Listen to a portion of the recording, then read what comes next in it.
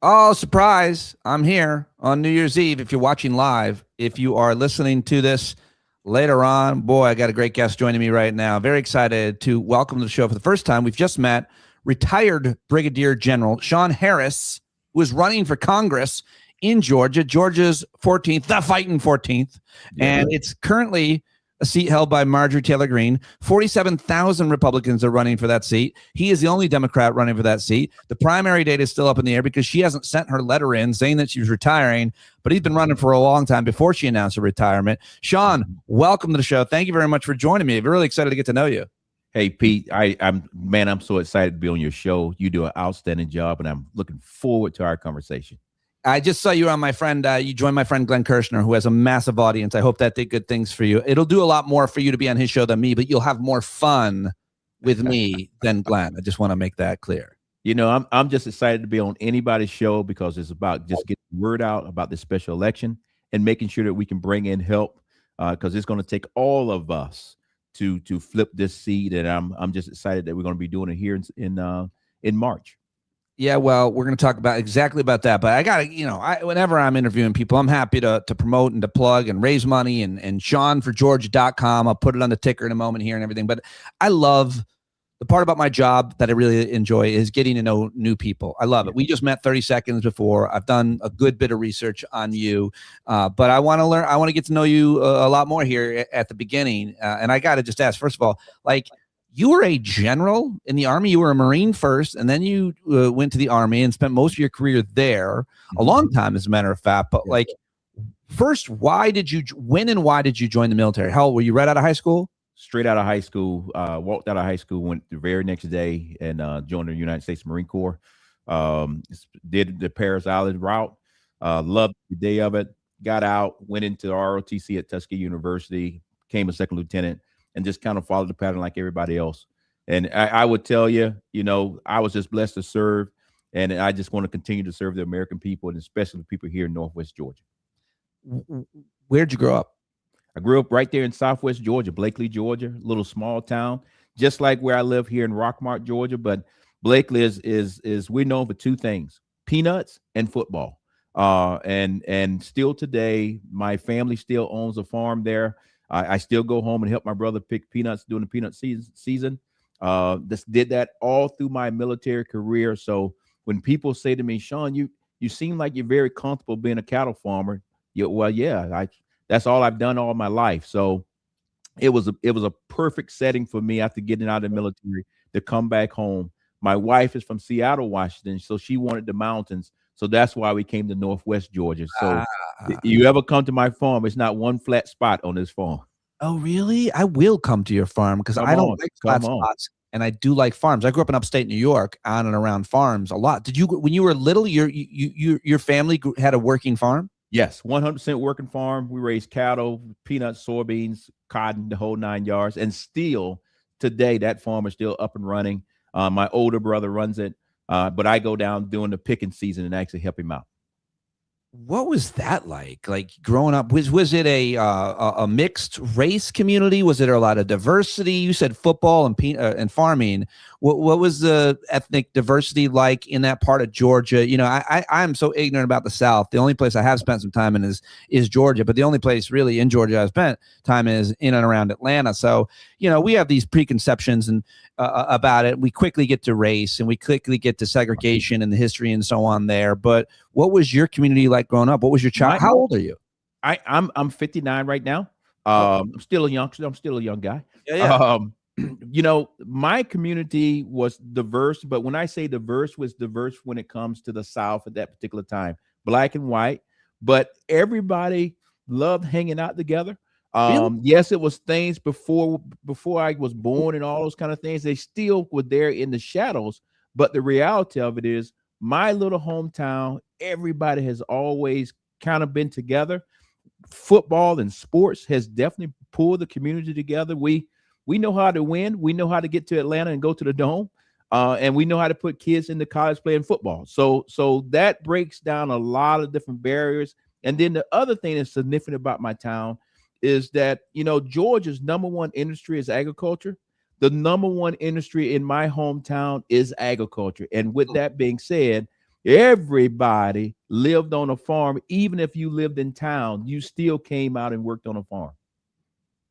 That's crazy and interesting and fascinating. Everything you just said, I want to unpack for hours. But did you play football? Oh yeah, oh yeah. I played as a cornerback, and then I also played linebacker. So you know, I was good, but I was being realistic. You know, it was a lot of the kids a lot bigger than me. I'm a pretty big guy, but when you start talking about Florida State, Alabama, and Georgia, those are a lot bigger than me. So the Marine Corps called my name. Okay, so let's unpack that weird time in your life. Or because, like, how big are you? How tall are you? I'm actually 5'9". No, I take that back. 5'11". What I'm talking about, 5'9". You're 5'11", and did you not get recruited to play college football? Some smaller colleges looked at me, but nothing that was going to be earth shattering. Right. You know, I've always been realistic and said, okay, what is your dream? How can you get there? And for me, my ultimate dream was just to be able to take care of my family, be able to be a respectable adult, and the military was a great path for me. And oh, by the way, I got to let you know, 12 guys from my high school from the football team actually joined the United States Marine Corps with me. So when I went off to Parris Island, I didn't just go off by myself. Hell, half of my damn class went off the class. That's wild that there was that many guys in your basic training Parris Island class. I've read a bit about Parris Island. I've seen some movies. What did your family think about you joining the military? It must have been in the early 83, 84 something? 84 time frame, yes. And you know, my family supported it. To be truth and lending, my sister didn't. My sister did not want me to go in the military. And I said, you know, it's going to be okay. But then after 40 years of being in the military and I put on that star, my sister said, you know what, Shawn, I think you made the right decision. The military thing did work out. Became a general. Even lower ranks were not impressive enough. Damn, she is tough. What is you got to be a how many star? I was a 1-star general, and I was up for my 2nd star, but it was time to come home and spend time with the family, spend time with the grandkids, and you got to know when to get out of the game. Couldn't you talk for a long time about the ambition in the military to move up in rank and what that requires? My understanding is that it's a lot of politics. It's a lot of people got to like you. It's not as always about merit. It's like, does this person toe the line, and do enough people like them? And because you got to get all kinds of recommendations. And so how do you become, just that one question, how do you become a general in the United States Army? What do you have to go through? Well, the reality of it is all those things that you just laid out there, you know, that's the myth that people actually think of is not true. The bottom line is you have to excel at every position that you're actually in. You have to earn your rank. And every time that you actually get promoted, prior to getting promoted, you have to go to a school and pass that particular school to actually be able to go to the next level. As you notice here on my shirt, it says leadership matters. And that's something that we say in the military all the time. We're not just going to promote you just to say you're a cool guy or a cool girl. We're going to promote you because you have the skill set to do the job. And that's what it's all about. So when you see these guys and ladies get into the very high rank, they are highly qualified. And not only are they qualified for that, usually senior leaders are looking at them saying, do they have the potential to even go higher? And that's what it's all about. It's the same thing on the enlisted rank, same thing on the officer rank. But at the end of the day, you as the individual have to be able to prove yourself. You have to be able to make sure not only that your senior leaders look at you and think you highly of you, but the most important part is, what does your peers think?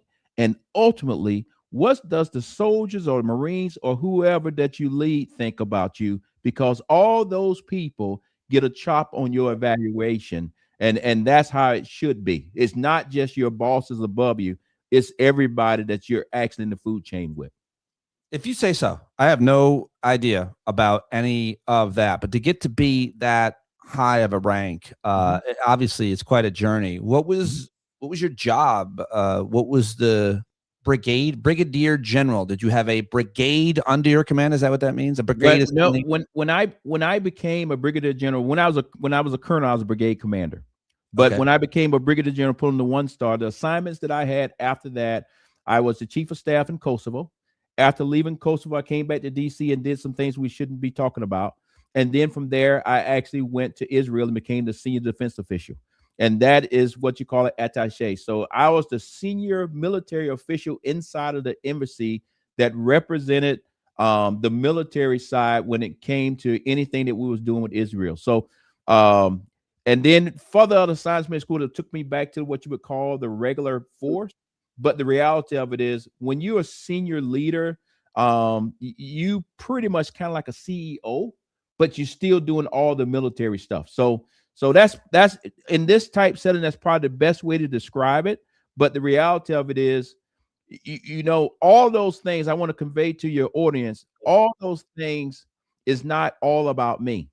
It's also about the great team that I had around me, not only when I was a brigadier general, when I was a colonel, when I was a lieutenant colonel, when I was a major, when I was a captain, and when I was a first lieutenant, and when I was a second lieutenant. So I'm a type leader that always talk about the team versus me, because anything that we do in the military is done with a team, a unit, or a large organization. I appreciate that, and you keep reverting back to it, but I want to know about you, so I'm going to keep asking about you. And just quickly, you said we can't talk about the time what you did in DC. So it was some kind of classified job that you can't even discuss. When I was in DC, I actually went through some training to prepare me for future assignments. So that, you know, just to give me a skill set, and those skill sets that I learned in DC will help me when I actually go to Congress, because in a top secret setting, I won't be surprised. And that what makes me different,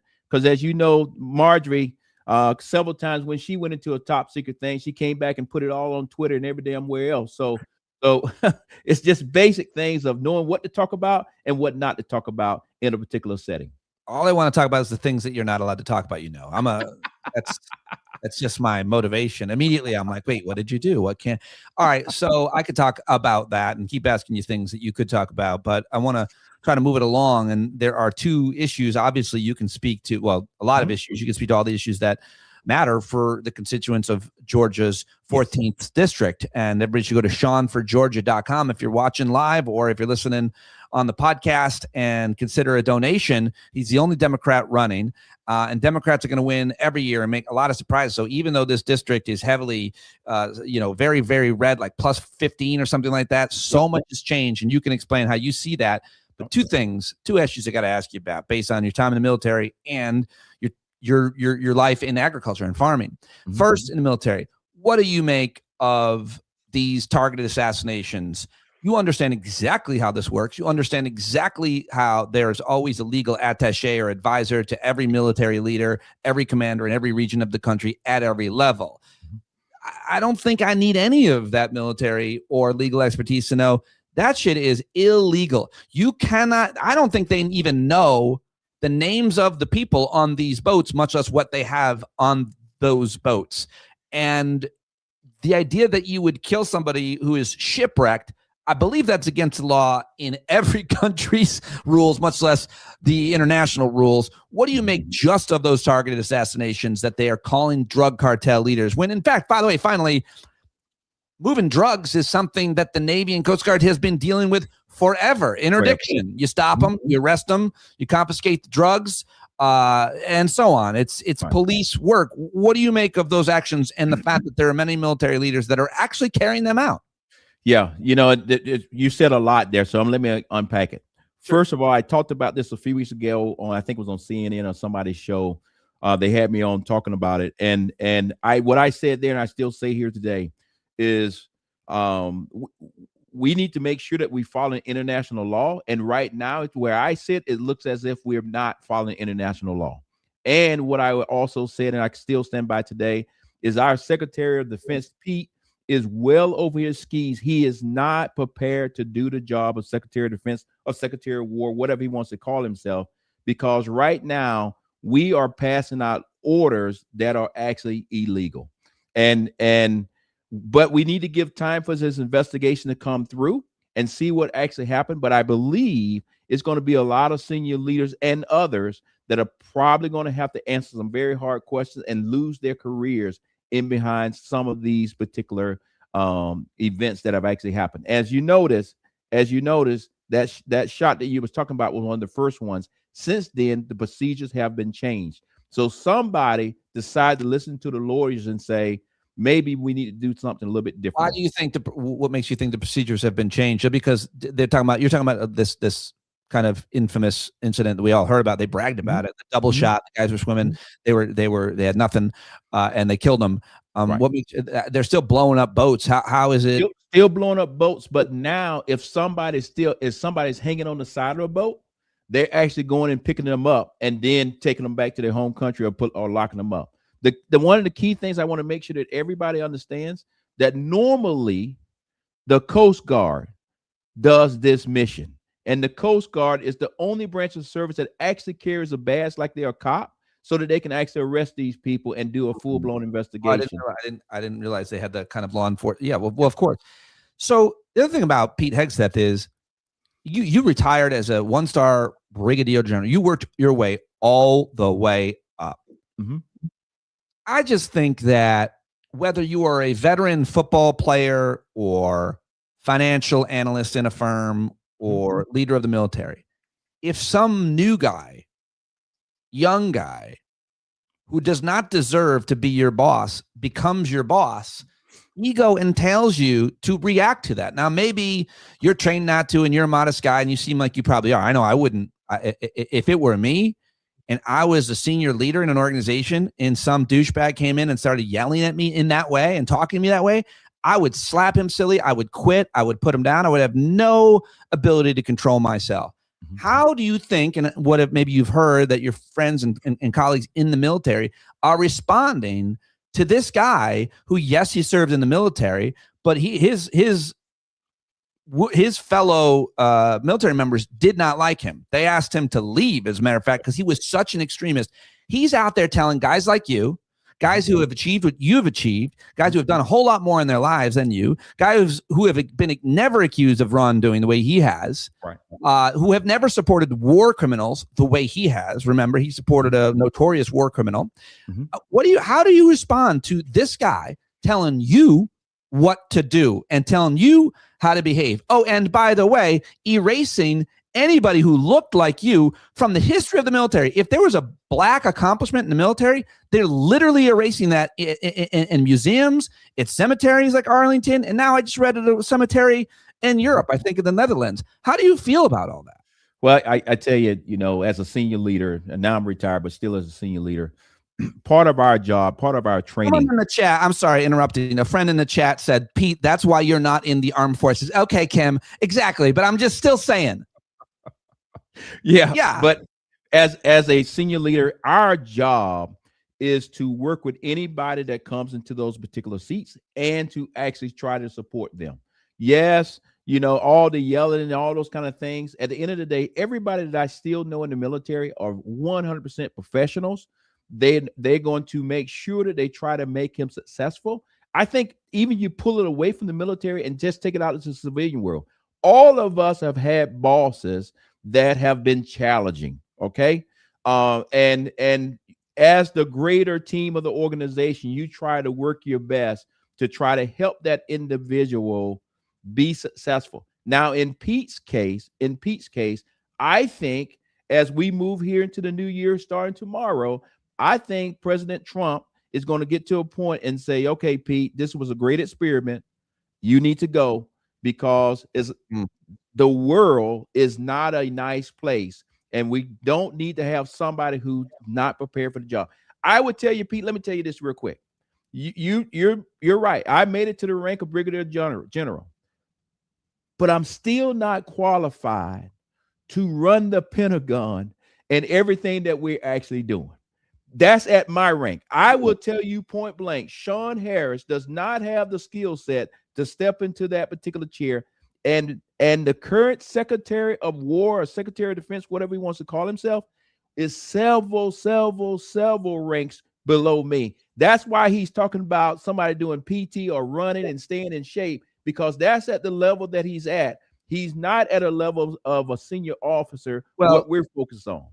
There are way worse things about him. You're being very kind, I think, and I would imagine that's your probably partly who you are and partly strategic because you want to stay above while also being obviously clearly critical. But I mean, let's be clear. You and I both know that there's an epidemic of sexual assault in the military. You and I both know that it has been something that's been talked about. It's been something that all the important committees in the Senate and House have tried to improve upon, have failed in many ways.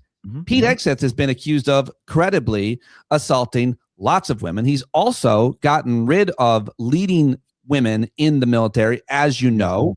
I believe the highest ranking admiral in the Navy that was a female, got rid of her, and others. In special forces, I believe there's another notorious one, and I'm sure there's ones up and down.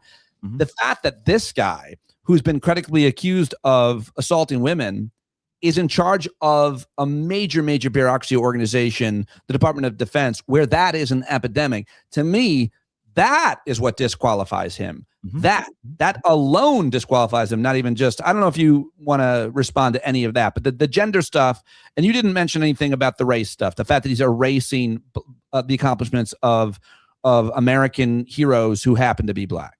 I would tell you, Pete has a very sketchy past. But the president of the United States picked him. And I lay that at President Trump's decision-making process. I put that 100% on him. I'm not going to say whatever's going on with President Trump. But what I will say is I think as time go on, people are going to look at what's currently going on in the military, and they're going to say, okay, enough is enough, and going to pull back. And when I say pull back, I'm not going to say anybody's going to revolt or any of those kind of things. However, I do believe the erasing of history is going to be reversed as soon as he gets out of there. And like I said, I don't see Pete making it to the end of President Trump's this term. I see him leaving here this year or next year in 2026. I can see a future American presidential candidate running as a Democrat, whoever it might be, partly running on a campaign when it comes to military of, fixing and renaming and repairing all of the damage that he's done along gender and race, getting rid of trans people in the military, like people who happen to be trans but also happen to be geniuses, doing really hard jobs that we've spent millions of dollars training them for, and then kicking them out or encouraging. It's certainly not and never been a great place for gay people, but certainly not now. I could keep but let me just touch one more thing, because I really didn't touch it. When it comes to sexual assault, we got a lot of work to do in the military. And that's just like now inside the district, I give everybody my phone number. I tell them all the time. The reason why I give you my number is because as a senior leader in the military through all the ranks, I would tell my team or tell my organization, if somebody touches you inappropriately, I want you to call me. You don't have to be trying to work your way through all the stops and then somebody else think it's not important. I'm the commander. You call me. Don't call me every day. I'm not your buddy. But if something's going wrong and going stupid, you call that number. I'm going to answer the phone and we're going to get it fixed. So on the sexual assault thing, we got to get that fixed. On the history of black folk, hell, we've been catching hell for a long time. That's okay. But when it comes to our women and others, men also that are being sexual assaulted in the military, that's not good. Pete got to get it fixed. We got to get it fixed. So I just wanted to make sure that I touched on that in this interview, because people that know me know that I'm very passionate about that when I was in the military, but I'm still passionate about it outside of the military, because what happens to us in the military breeds into what we need help when it comes to the VA. And that's the side of the coin I'm on now. Yeah. Well, I'm going to call you every day. Okay. And just for no reason. Hey, Shawn, what are you doing? You'll be like, and I'm going to answer the phone and say, I'm outside feeding the cows. Well, that helps me segue. Let's just talk a little bit about agriculture and what's happened to America's farmers, because the trade war has sold out America's farmers again. Like we could have predicted this. It really grates me, and I don't have a lot of compassion for farmers who voted for Trump again, knowing that he sold them out the first time. We're now giving them welfare. We're giving them a handout, if you will, because the trade war sold out markets for a number of different farmers, soybeans, which you apparently are into. And now they don't have somebody to sell their soybeans to. And I think that those farmers would rather sell the crop that they worked hard to grow and to harvest, but they can't. And so now we're giving them money to make up for it. It is, how bad is it? What do you hear from other farmers? Where do you lay the blame on all of that? Well, I tell you, the blame on this is right at President Trump. President Trump is the one who put these tariffs in place. He put them in place last time. They didn't work, and he put them in place this time. At the end of the day, I actually just had breakfast this morning with several farmers. We were talking about cattle, but it's saying it could be the same conversation. We have a conversation about where are we going to be able to sell our product. And when it comes to our soybean farmers, right now, China is not buying our soybeans. The farmers are in the hurt locker. And the reality of it is, if we don't help our farmers out, the question is, rural America will fall completely apart. Like I told you earlier, Pete, the number one industry here in Georgia is agriculture. The number one industry in the United States is agriculture. And the number one industry in many of our small towns is agriculture. So if we allow this agriculture piece to just completely fall apart, our country will actually crumble. So where I stand is, I want to help our farmers 100% because, hell, I am a farmer. But when I talk about that, that's talking about getting that farm bill actually done. And when I say getting the farm bill done, I want to take a little time and unpack that for you. One, right now, the farm bill is still based on 2018. It's designed that when we have hurricanes, tornadoes, whatever, it's supposed to help the farmer get back on their feet. The other piece that most people don't realize is that 60% of the money that's actually in the farm bill is actually for SNAP. That SNAP is for our seniors and less fortunate children. And guess what? We found out when the government shut down that SNAP was cut off. So I want to make sure that that farm bill is done, because here in this district in Northwest Georgia is 141,000 people that are dependent on SNAP. The rest of that farm bill is the farmers that I see every day. So when it comes to, are they getting a buyout or not, I would tell you most of the farmers that I know don't want the check, but they want to make sure that they actually have somewhere that they can sell their product and get a fair price. And just right now, President Trump, he owns it. He has actually went in and messed up the market. And China, I can speak on China from a military point of view. I can speak from China on an economic point of view. China's playing the long ball, and China knows as long as they go very slow on buying our product, it will hurt rural America. And rural America, yes, you're right, voted for Donald Trump. But I think rural America is starting to figure out that these policies that Donald Trump and others are putting out there in Marjorie are not working for them, and it's actually hurting us across the board. So that's what I'll say about our farmers. Just quickly, you said you raise peanuts. You still harvest them yourself? Yes, my brother actually runs the farm down there. What I do on a daily basis up here, I raise beef cattle. So I'm the guy who makes sure that you get your steaks. I'm the guy who makes sure you get your hamburger and all those kind of things. So that's what I do on my personal farm. Yeah, I mean, you say that, but I've never received any steaks from you. But that would be corrupt. Also, we don't want that.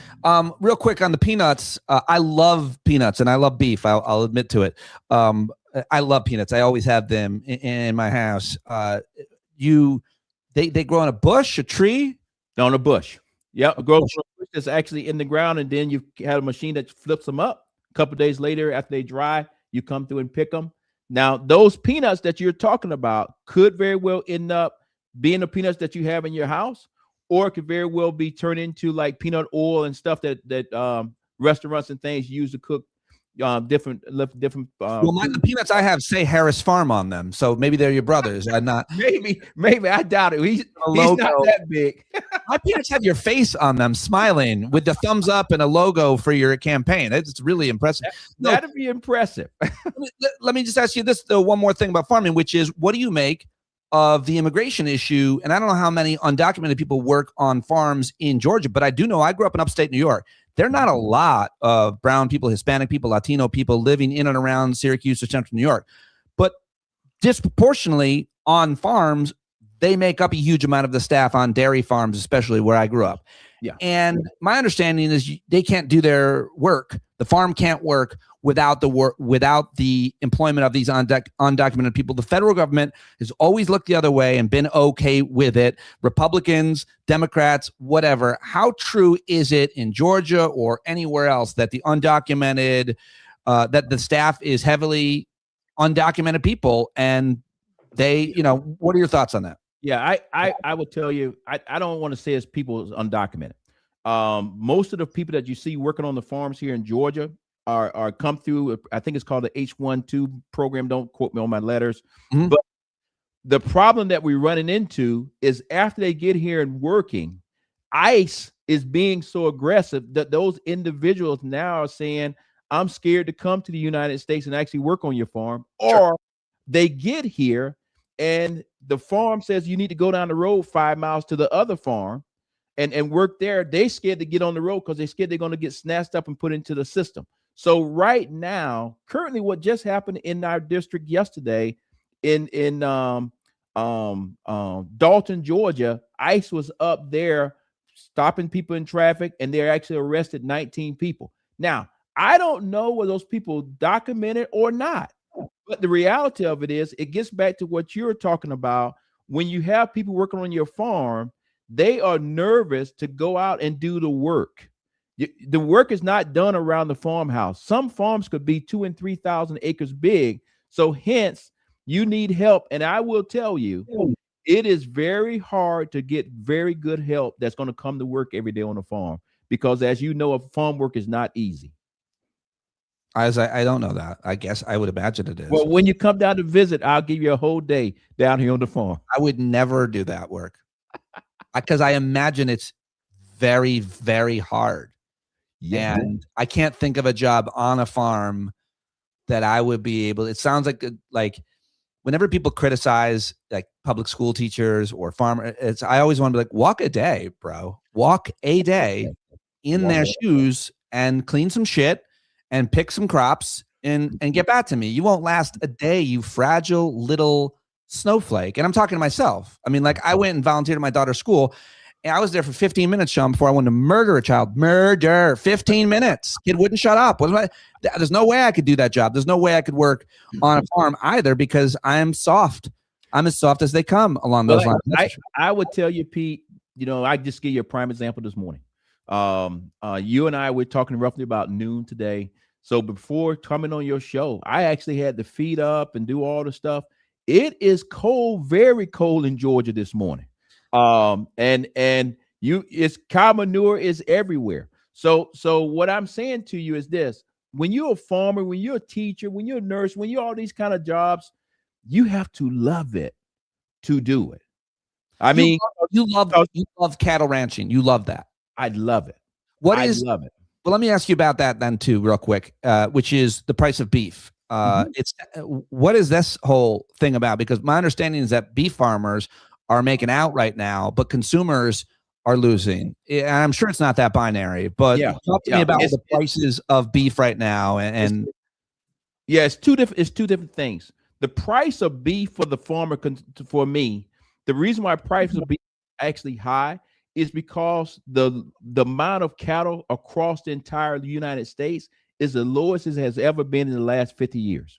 So it's a supply and demand thing. Okay, that's on my end, and we actually producing very good beef, and the consumer like yourself and others love the product given to you. Now, when you go to the grocery stores, the farmers like me, we have no control of what happens at this grocery store. That is 4 processing plants that's here in the United States. 2 or 3 of them are actually owned by foreign countries. They actually dictate the price of that steak or the price of that hamburger that's actually in there. So that's why the farmers got so ticked off when the president said that he was going to give $40 billion to Argentina and then turn back around and let Argentina bring beef in here to bring down the beef prices, because the two things are not the same. So and the reality of it is the people love beef. They were willing to pay for it.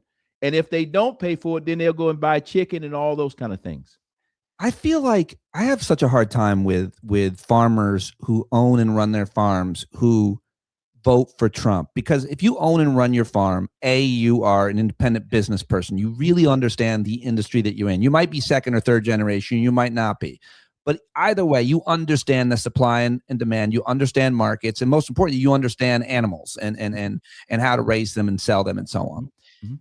How could you be someone like, I understand how things work and politics work. Obviously, you're animated by this issue or that issue, and you support, in this case, Republican, and you think they're best for you. But like, I gotta imagine, as a result of what you just said about Trump and Republicans bringing beef in from a foreign country to throw off that supply issue, that even the most rock rib Republican MAGA farmer who raises beef, at least, much less other crops, would be like, oh, this is messed up.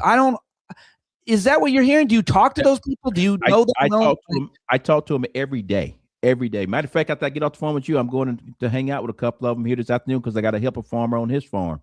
And that is one of the things I think your audience should understand is down here on the farm, everybody may have on different T-shirts, a blue one or a red one. But then when people need help on their farm, because it's so hard to get people to come help us on the farm, we all go and help each other. So I get a chance to listen to this conversation every day of how can you wear a blue shirt or how can you wear a red shirt and vote for Donald Trump or all these kind of things. So many people right now are just ingrained in politics as if it was a Georgia versus Alabama football game. They just stick with their jersey, regardless of how bad that jersey is hurting them. So right now, what's currently going on, farmers, at least in our area, are saying, you know what? I got to look at something different. And that's why what I call Ronald Reagan Republicans are actually supporting me and actually voting for me. And I believe what this election is said and done, you're going to see where I got Democrats, independents, and Ronald Reagan Republicans that switched over. And when I say switched over, they're not going to switch over and say, okay, I'm a Democrat. They're going to give me a chance to see, can I actually get things done? Because right now, under Marjorie Taylor Greene and Donald Trump, they things have not been working out too well. And the number one thing that most farmers are concerned about is losing their farm. They don't want to be the last person that used to own the farm and lost it, because across the board, corporate America is coming here trying to buy up all the farmland and start planting houses versus anything else. When you talk to them, here you are, a Democrat, a cattle rancher on their farm, helping them with their cattle. They can't possibly vote against you. They know you personally. They know, like, is that the case? Are you turning? That is the case. You have to break through those barriers. When people get a chance to know you as the person, then that's when you start breaking through all that stuff you hear on the news. And every farmer that knows me personally throughout this district knows that I am the only person in the race that get up every day and actually live their lives. It's something for somebody else to say, yeah, I'm from Northwest Georgia. But if you've never been a farmer, you never grew up on a farm, it is very hard for you to say that you're going to be passionate about getting these things done. Because guess what? You either know it or you don't. And you can always tell somebody that's stepping around manure versus stepping right in it. And I step right in the damn manure, and we're going to get it fixed. I love it. I love it. So just from the chat, there's a couple people in here, clearly MAGA people. And like, tell them I said hi. Shawn says hi, go support him in Georgia. But I don't mind if people come in and during the live chat or at all. I've always hosted live show. I love debating and arguing and learning why people think what they do. If they say ridiculous things and they're conspiracy theorists, I'll get rid of them. But a couple of comments have been made that seem to in the chat that seem to insinuate, I have no idea about any of this, that somehow Democrats under Democratic leadership, farmers have had to, quote, cull more of their herds, whether it be poultry or cattle, as a result of disease. And the only thing I can imagine and extrapolate, and you'll explain this to us right now, is that Democrats, when they're in leadership, probably are more likely to enforce regulation around health issues around environmental issues that make farmers' jobs harder or more expensive.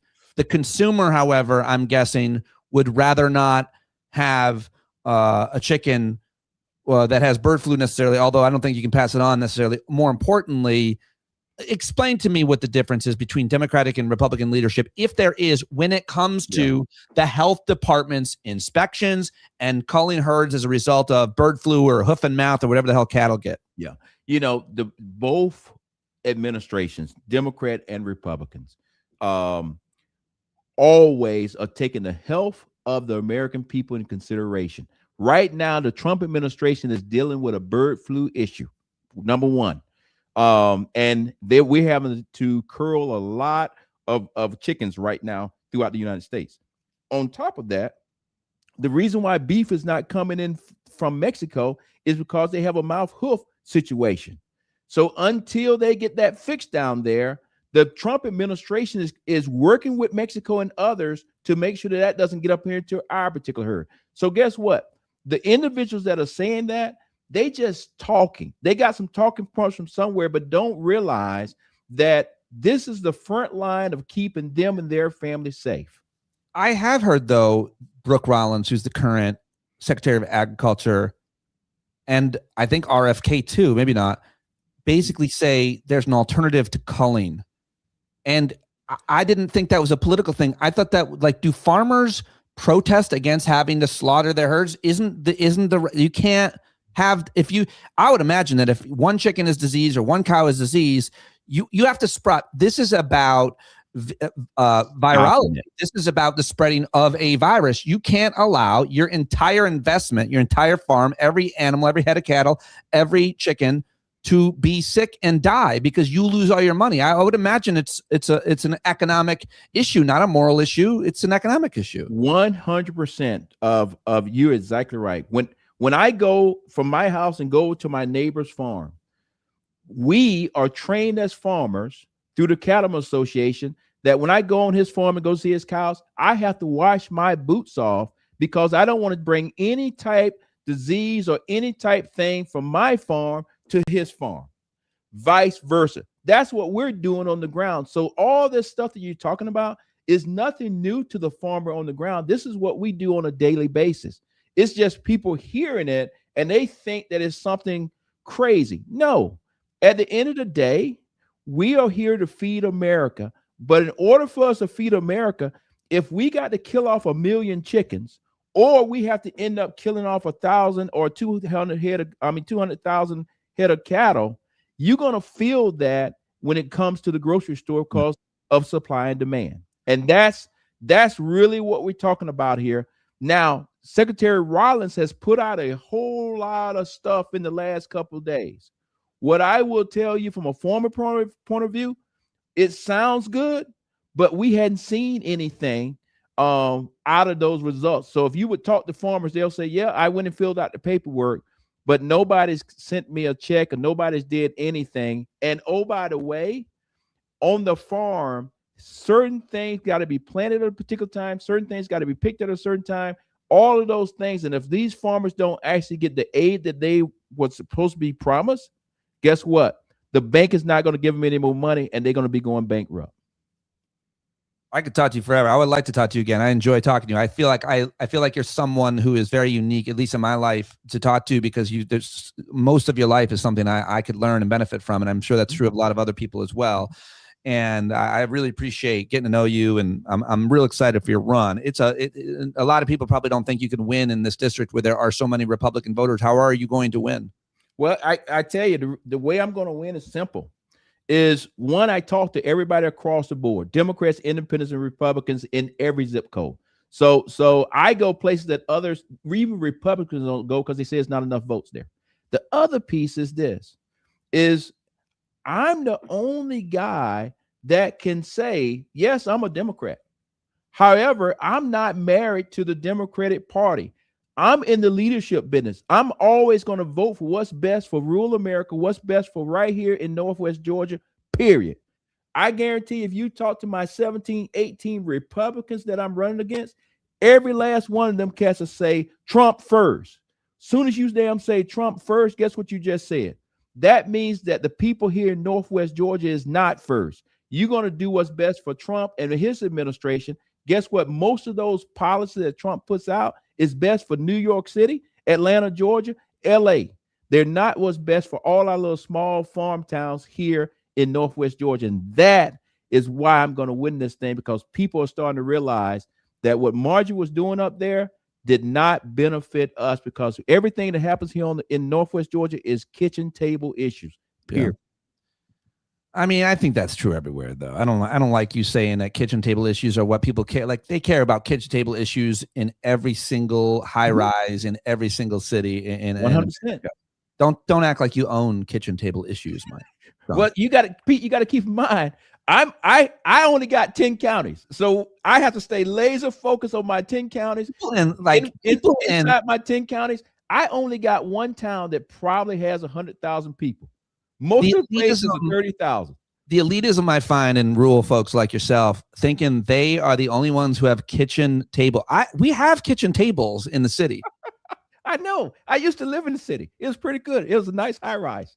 Do you have last question? Do you have a moral or religious philosophy or influence, anything that you live by? I ask this a lot of people who are smart, people who are leaders like yourself, military people, business people, anybody who's had a lot of success in their life, who's overcome a lot of in their life. I don't know what you've overcome. But I mean, like, is there any kind of like driving moral philosophy for you, or principle or anything that you live your life by? Yeah, I'm a Christian, and I'm always thinking about, how would Jesus do this? How would he treat people? And that's why in some of our discussion, even in this discussion, I didn't go super negative, super mean, right. Somebody, because that's not me. At the end of the day, I'm a person that says, how can I reach across the aisle and get things done? I don't have to agree with you. I don't even have to like you. But at the end of the day, when it comes to Northwest Georgia, I got to set all that aside and say, okay, how do I do what's best for here? And based on my faith, what makes me be able to walk through those barriers and actually get it done. So when people try to pull me into different things, I don't let it rattle me at all. I stay laser focused on what's the ultimate goal for the people I'm trying to represent. I love that. Even though I think Jesus would flip over a kitchen table if he had to flip over a couple of them. Yeah, that's no problem. Sometimes you have to do that to get people attention. You're one of those guys too. It's like a military guy, is like a big guy, but you never get violent because you don't have to. Because your presence is like what? Sometimes being calm, being respectful, is more intimidating than yelling and screaming. Yeah, I wouldn't know what that's like because I'm a little guy. Because we're just like in the cartoons when I was always that little dog barking and next to the big dog. That was me barking. But I was always friends with the big dog. That was There you go. I always make friends with us. So you know exactly who I am because I'm the guy who cozied up to you your whole life. Like, hey, Shawn. You're the guy that. But before we go in, I say to you, hey, relax. It's gonna be okay, man. Come on now. Drink your tea. You might even pat my head a little bit. It's gonna be okay. All right. We got to make it through dinner. We got. Shawn, it is great talking to you. Get to know you. ShawnForGeorgia.com. Everybody, let's do it again, okay? No doubt. Thank you very much, brother. Hit that red X on the bottom because I'm going to take on these trolls right now, and I don't want you to have anything. I don't want you to see it. I don't want you to know me this way. I don't want this to be affiliated with you at all. Thank you, Shawn. All right. Thank you. Have a good one. Bye-bye. There he goes. All right. Now let's do this. Okay. I love it when you guys show up. I love it when these people show up. Get out of here, Shawn. Okay, he's gone. Mike Anderson, you're dumb as a box of stones. God damn, are you stupid? I hope you're still there, Mike. I'll give you the link. I'll put the link. I'm going to do this every time now. Here's the link. You can join me on camera if you're not too much of a coward. And once you join me, the tone will change. And I'll be nothing but nice until you lose respect. And no one's going to join me. But just specifically, Mike, you're probably 20. You probably haven't seen anything about life. That's my assumption. When people come in and they say certain things, I assume they're a young man who hasn't lived any part of life, who has very little at stake, probably some things went wrong for you. You're probably pretty lonely and are looking for connection, which is why you're here.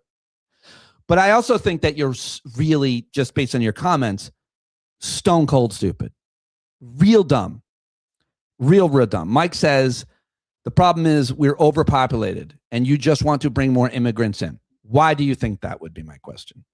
Then he writes, what's stupider? We bring in Jews and Muslims that want to kill us. We should leave their ass over there and let them fight it out. I'm not even going to talk about how racist that is because you won't care. It's just so stupid. It's so dumb to think that we're bringing people, that it's so stupid to think that, to believe the idea that people come here to commit violence. You have to be very dumb to believe that. But you would have to be even dumber to say the next thing that Mike says. I don't have a problem with Mexicans because they share our values and they assimilate. First of all, nobody shares your stupid value. You're stupid. You're a stupid person. As far as I can tell, you're a real fucking dummy. You're invited to show up here. I just put the link in the chat. You should see it. Assimilate to what? Who decides? To what? And you think Mexicans are less of a threat than Muslims or Jews? First of all, none of them are nearly as much of a threat as you are. People like you, Mike, who I'm guessing are a white guy, are way more of a threat. Way more of a threat than, quote, Muslims and Jews and Mexicans.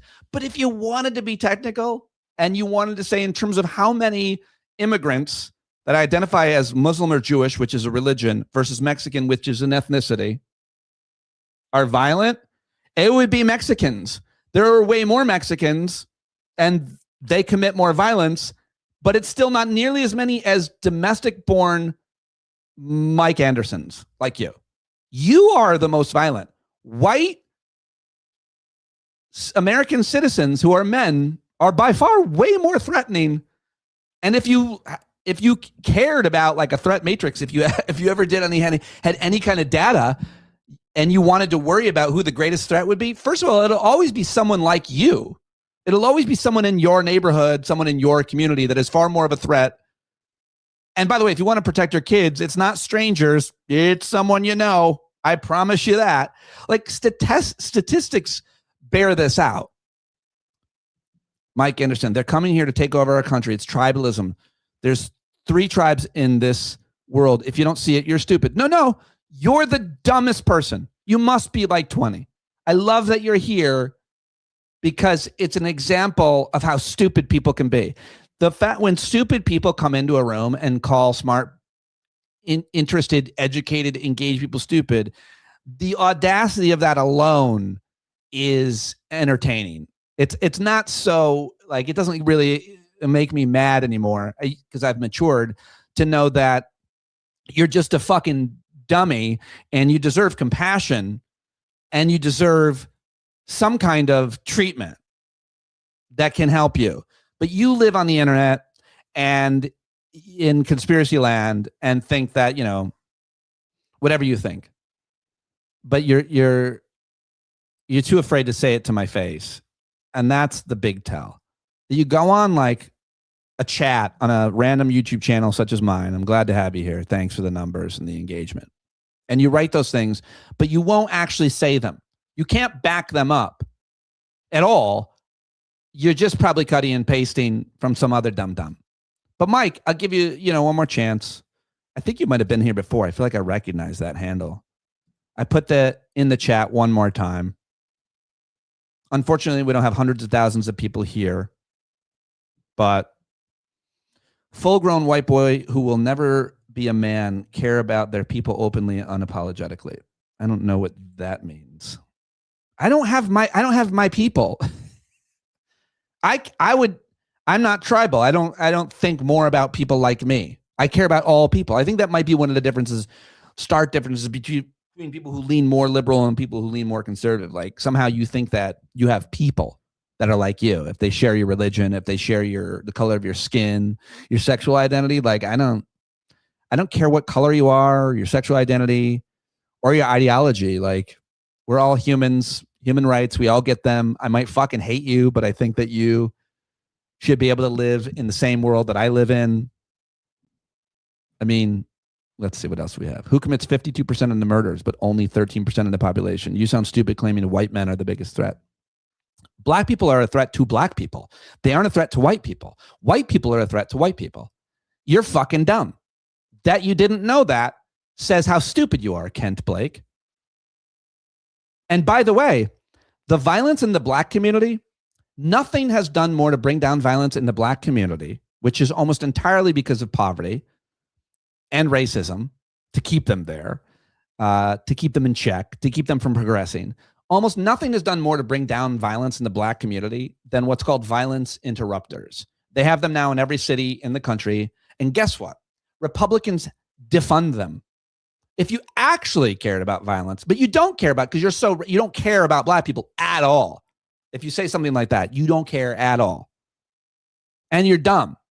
Also, you're super dumb. You like all these people, all these guys in the chat that are afraid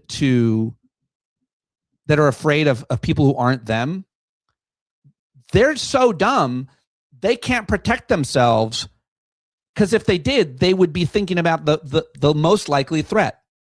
And the most likely threat to you, Kent, is another person just like you, Kent. The most likely threat, if you had kids, to your kids is definitely another person just like you. The people who are most threatening to white people are other white people. And if you didn't know that, you're fucking dumb. And your entire influence is because of anecdotes, things that you've heard in the media, things that you've seen on the news. Maybe you lived it in your own life. Maybe a person of color killed someone that you know. Well, guess what? Someone the same color killed a lot more people. And if you don't know this, it's because you don't care, or if you did care, you don't care about reading objective information. These things are studied over and over and over again, and you would have to be stupid. Why do you hate everyone who looks like you, white boy? Okay, another unbelievably you must have a mental, this guy, Francois Normand, or whatever you're fucking. I don't know what happened to you, but I'm guessing, again, you're 19 and you live at home and you haven't lived your life. I'm guessing you don't know. You're obviously white, but you don't know anybody outside of white people. And unlike me, you only have people who are friends who are like you. I have tons of white people. Hundreds, lots of white people in my life who I love and respect and adore. I invite them on my show and into my life. So that's just dumb. I don't hate everyone who looks like. I would hate everybody who. I do hate a lot of bald white guys who look. So maybe there is some truth to that. I think bald and white is a creepy look. I do. So if they look specifically like me, I'm like, ooh. It looks like a little bit creepy. I wouldn't leave my kids with a bald white guy. It's just a creepy look because you could see the whole skull. Let's see. That's what my conservative parents can never understand, is that I care more about people than just one particular group. Yeah, I mean, humans. That's every religion. Every religion preaches this. Every God. It's you can't be actually authentically religious or have any moral clarity if you are a person who only cares about people like them. Black people are tribal Muslims, or tribal Indians are tribal. Okay, you're gone. Not because I'm offended, because you're too stupid. Like, we can't have you here. You're gone. That's that Francois guy. Rage baiter. I'm a rage baiter? I'm responding to people in the chat. Oh, the white guilt guy. No guilt. The fact that you guys haven't figured this one out too is hilarious. Listen to those people who think that I or other people are suffering from, quote, white guilt. I'm guessing you've never heard this. I have no guilt at all about my whiteness. I have no guilt at all, especially because the vessel that I'm in is so perfect and gorgeous. I guess I feel guilty about how my genetics are superior than most of yours, but not because of my whiteness. Not at all. I just am a student of history, and I understand how society works and how culture works and how laws work. So, as a white person, I believe I have been given more privilege and opportunities than people of color and then by all women. You might not believe that, but that's because you're dumb and ignorant. I believe that. Also, if you're a white poor person and you feel like you didn't have any opportunity and no one helped you, that's a lie. And even if you really believe that, you still have a better opportunity than black folks who were born into better economic situations than you were. I mean, there's tremendous amount of data, research study after research study, that black folks with college degrees still don't have as much opportunity, still don't make as much money per capita as white people without them. So it's not guilt. It's the idea of opening the door and helping other people achieve the things that I have been given. It's not guilt. And if you think it's guilt, it's like these are the same people who say, oh, they're teaching my white kids to feel bad about themselves at school because they're teaching them the history of America. Fuck you. You're a shitty parent. You're a shitty parent is what you are. If you can't explain what I just explained to your white kids, it's because you're a shit parent and you shouldn't have kids. I would think your kids should be taken away from you. Tribalism. Mike Anderson back says tribalism. Mike, why don't you join the chat? Why don't you join me here? You might think life is nice and sweet, but there are people in the dark that want to destroy each other. Yeah, you're the guy. You want to destroy people, Mike. It's you. You're in the dark. Turn on the light. Read a book. Meet someone that's not like you. Not one Muslim country would allow your gay lifestyle. True. Religious people are against homosexuality. Here's the other stupid thing people that make that argument don't understand. Muslim people don't run America. I don't know if you knew that. Christian people run America. The Supreme Court is run by Christian nationalists. The Congress is run by Christian nationalists. Every branch of the federal government is run by Christian nationalists who are advocating for an extremist Christian idea and ideology that is anti-gay. So I'm not as concerned about the fundamentalist religious people in other countries and the way that they treat their people as I am the fundamentalist religious people in my country and how they treat us. I don't identify as gay, but after a few Rolling Rocks and the right offer, I don't know. I'm a few Rolling Rocks from a cock. Bald white guys do suck. Yeah, I agree, Rachel. Most black people feel like I do, and they are Catholic. Mike, you don't know any black people. I guarantee you don't know any black people. Bobbington, I'm a white bald guy. Ouch. Sorry, man. You should join my meetings. They're on Fridays. A lot of solidarity. You're a radical left-wing, emasculated, and deranged. Your cognitive dissonance is astounding. I'm radical left-wing. I am radical left-wing, emasculated, and deranged. Well, I don't know how you define emasculated, but like it's always projection. You're emasculated. You're worried. I'm not worried about being emasculated. I don't care about that at all. Imagine what it would feel like to not have that be a thing you care about. There's enough concerns in the world, enough stress. The idea that you care about your masculinity and being emasculated says everything about you. It says that you are an insecure person. I think that's the difference. The fact that I could joke about it, my sexuality, the fact that I don't care what you think about my sexuality or my masculinity shows how masculine I am. It shows how straight I am. Like the fact that you can't do that shows how insecure you are. In the end, if we really wanted to measure to the guy who thinks I'm not masculine, I guarantee I'm more, quote, masculine than you by any standard. By any standard. I just don't need to signal it. Because I don't care what you think. Go on, join me right now. We'll have a masculinity off. I'll put the link one more time because I'm so lonely and bored now. Link is in the chat. I dare one of you fucking trolls to just jump in here. Jump in. Show your face. You're not even masculine to show your face.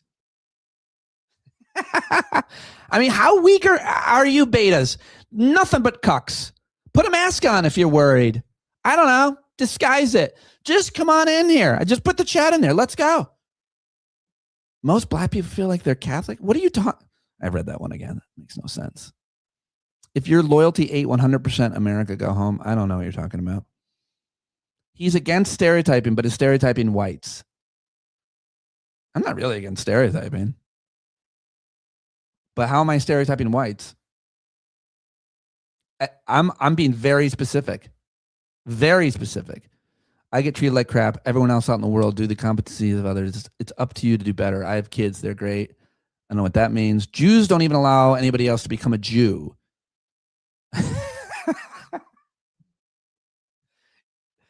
Yeah, they do.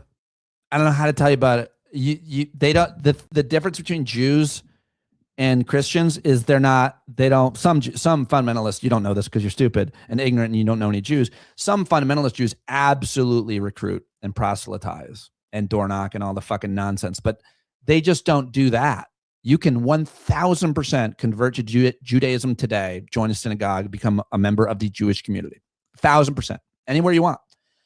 But they just don't harass you with it the way fucking annoying Christians do. Christians, many Christians, not so much Catholics, but a lot of Christians, evangelical Christians, Mormons, whatever they fucking, obviously the classic is Jehovah's Witnesses. They go knock on your door. They try badly to save you and to convert you. Jews don't do that, but you can absolutely become Jewish, but you didn't know that because you're so dumb. How long have you been a delusional liberal cunt? My whole life. But I grew up in a very conservative area with a lot of conservative family members. So, yes. Read their instruction manual, the Quran, the Hadiths. The most threatening people are the white people, you say. You are probably right. Look at Tim Walz. Look at John Brennan. What? Oh, boy, you really lost, Jason. If you want to look at the religious books, read the Bible, bro. I don't know if there's anything more violent than that, you stupid fuck. None of you will join me. Just lonely people, lonely trolls. I love this. More and more people join, the longer I fucking take you dummies on. Mike Anderson, answer one question, Mike. Why won't you join me? It's obvious you are gay. Ken, if you say that, 1000% I'm sure you are. I'm sure you are. I would never. This is the other thing about right-wing MAGA, conspiracy theorists, white dudes. Their insult of me every time I'm on TV, anywhere I go, is you're gay. Here's the difference. I would never think to say that to another guy unless I thought he was closeted and using it as protection, which I always think about. So I'm positive, Kent, that you are. I would imagine, I'm not positive because you're just a troll, but anybody who says that has latent homosexual, I don't know why I pronounce it that way, homosexual tendencies. And that's what you have. You are in the closet and scared that you might be gay, which is why you would think, because the other thing is, if you're comfortable with your sexuality, and I am heterosexual, and I've only been with women. And I was about to say more women than any of you have, but that would be so fucking gross and sexist. But if I were speaking your language, I know it would bother you. So I'm positive I have been with more women than you have. And if you've been with any women at all, if you've ever had a girlfriend, much less sex, which I'm guessing a lot of you guys have not had sex, you're incels, and you think the world is against you. And women don't like you because of you, actually. It's you.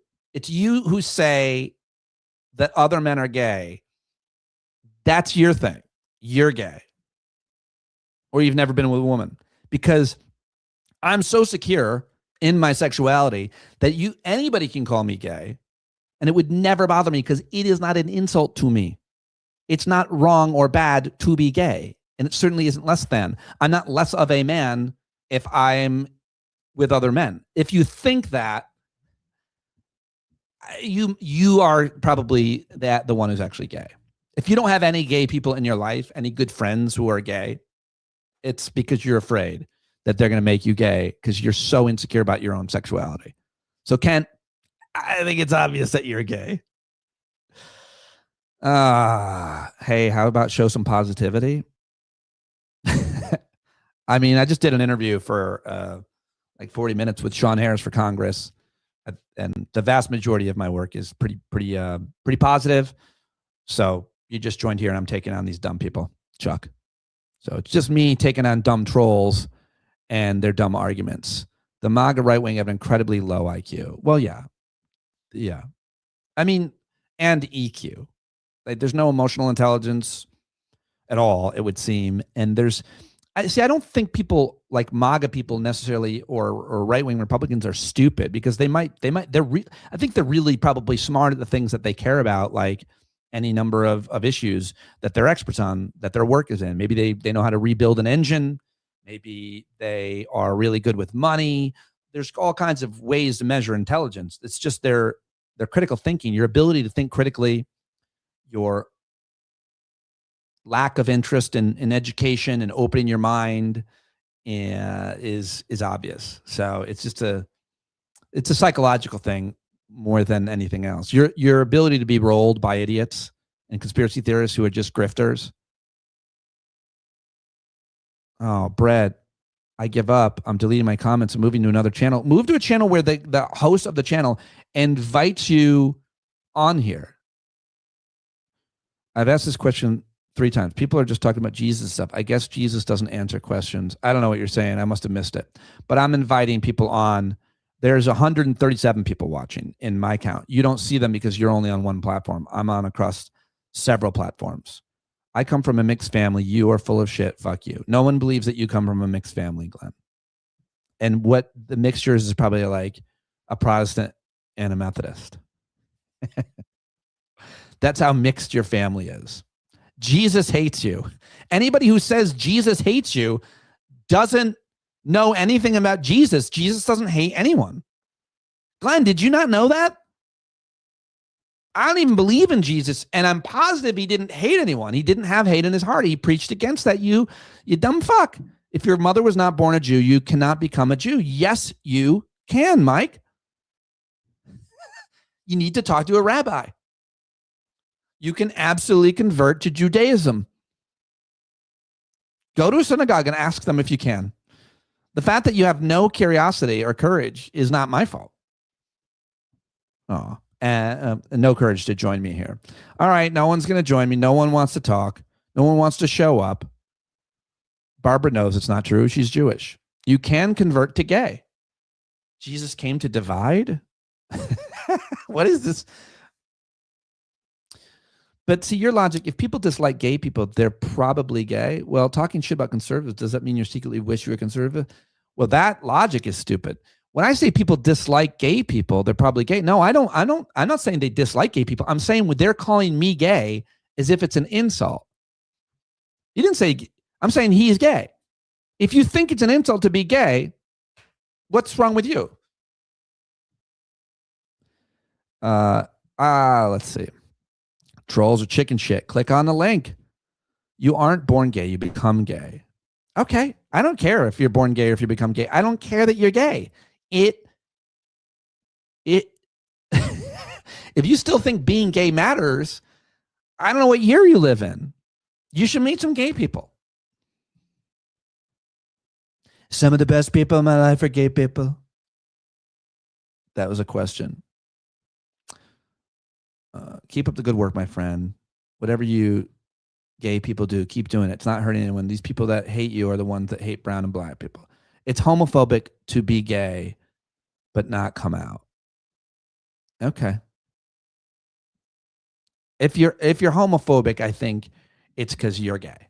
That's what I do think. I do think that. I think that if you have issues with gay people, that you probably are, the issues you have are with yourself. I don't know that that's always true, but I think it's often and commonly true.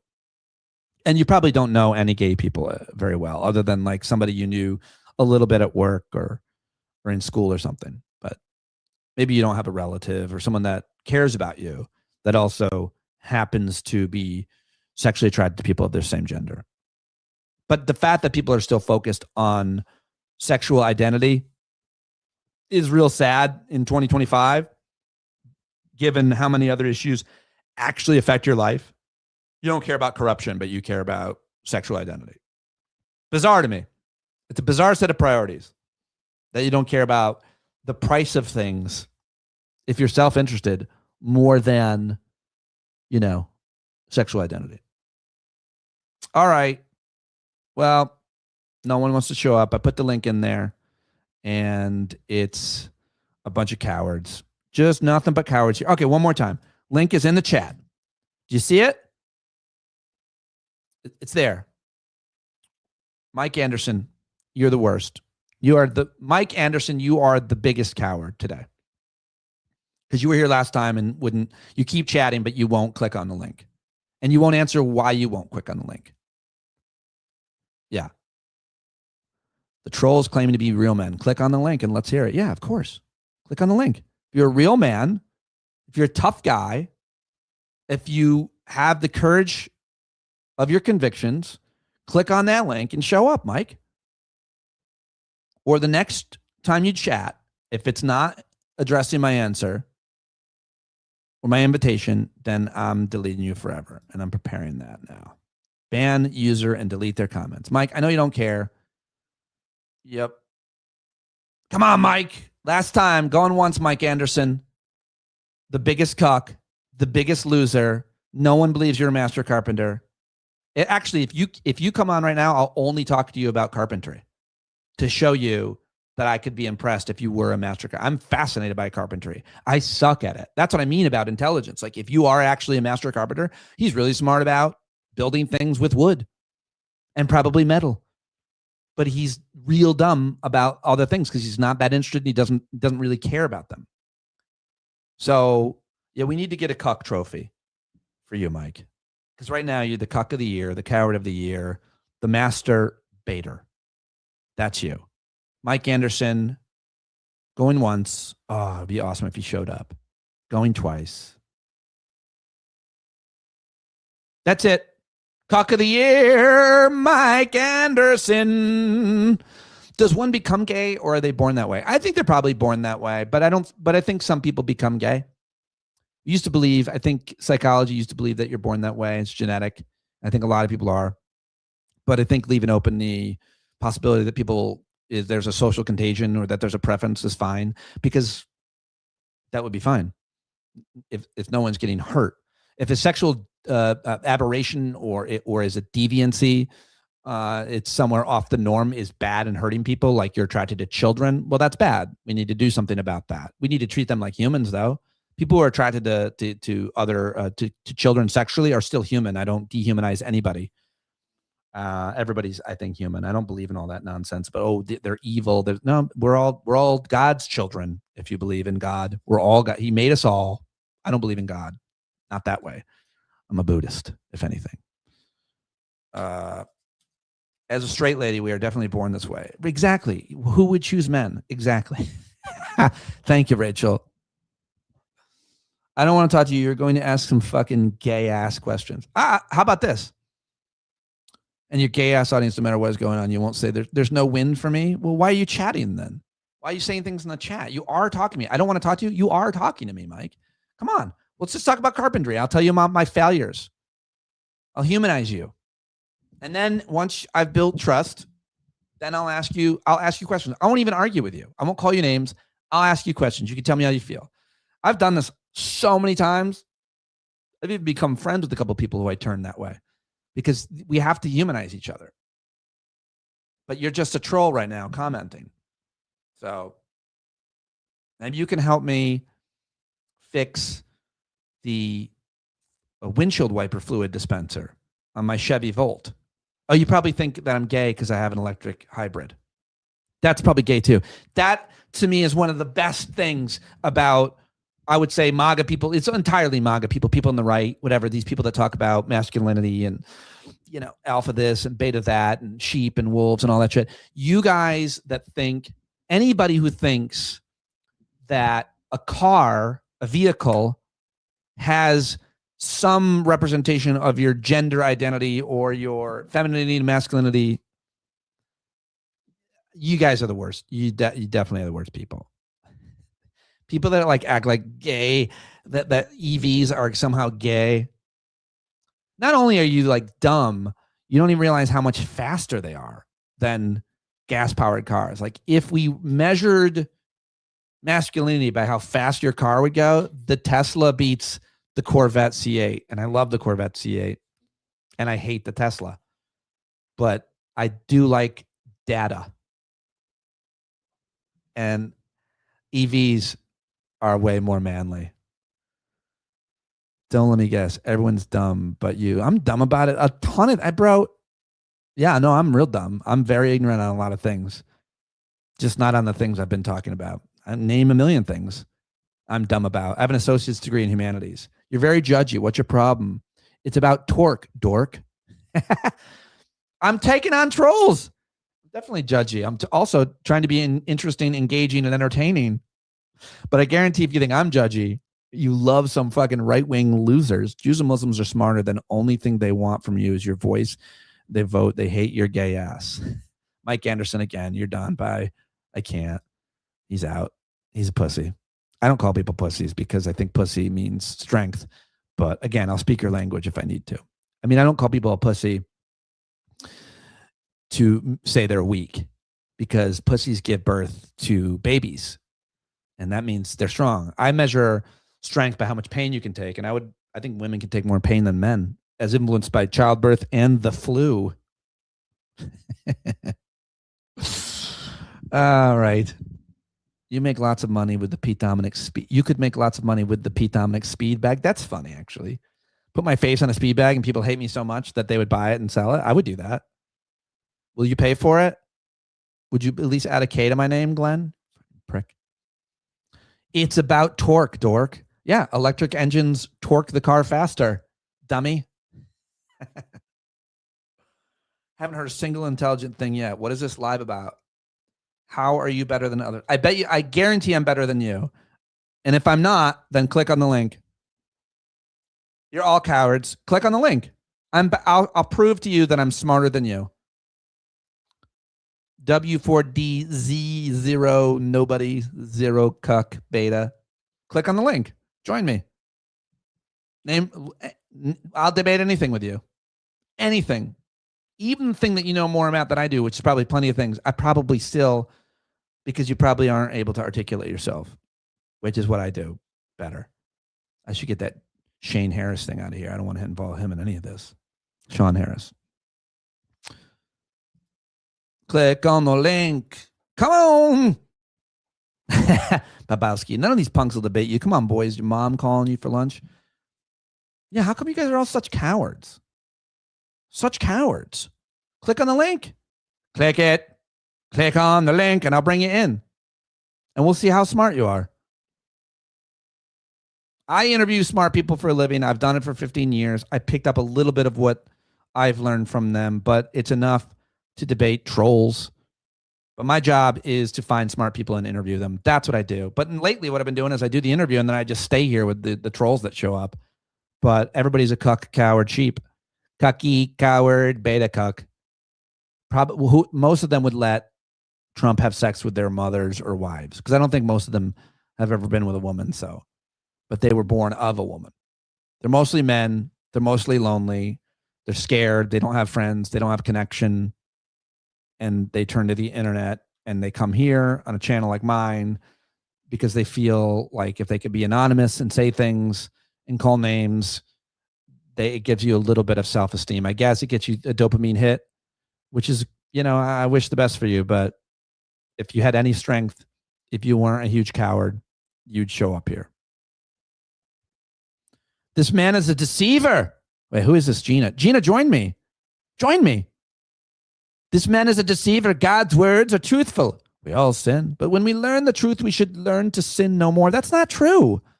That's not true. I don't know. I'm not do you think that? What religion says we should learn to sin no more? No religion thinks that you're going to learn to sin no more. No religion thinks that. We're always going to sin according to the religions. You don't stop sinning. You try, but you don't stop, Gina. You're a deceiver. You're probably even a man. You're probably not Gina. That's how much of a deceiver are. You're not even under. Oh, please, someone join me. Educate me about your religion. That you even, yeah. How do you consider yourself a religious person and not understand your own religion at all? How is that? That's another question I have for you, quote unquote, religious people. I used to be a Bible thumper. I know how messed up evangelicals are. Yeah, I didn't used to be a Bible thumper, but I grew up with a lot of them in my family, in my community, and I've been, I mean, yeah, it's crazy. It's crazy. Yeah, all right. 30 seconds and I'm out of here. Unless one of these people shows up. A Mike Seaver. That's hilarious, Aaron. Kirk Cameron. I fucking loved that show, Growing Pains. And I loved Mike Seaver's character. And I like totally identified with him as a wise ass and a class clown and a troublemaker and all those things. But a good hearted person at heart, And then he became Kirk Cameron. His whole family are really, really divisive. But they try to come off as not being awful. All right, 10 seconds. Thanks, guys, for joining me. Happy New Year to my friends and to my haters. Thanks for joining the live stream. Maybe at some point we'll get big enough to have someone who's big enough to join me. Leftists hate America. Nope, nobody hates America more than MAGA. You fucking hate America so much that you side with America's enemies, overwhelmingly, Russia and China. That's how much you hate America. You might as well be Russian. You probably think Russia likes us. All right, guys. Love y'all. MAGA hates America the most. There's no doubt about it. And the last thing I saw was Candace Cameron got hot. You're the worst. All right, bye. Happy New Year.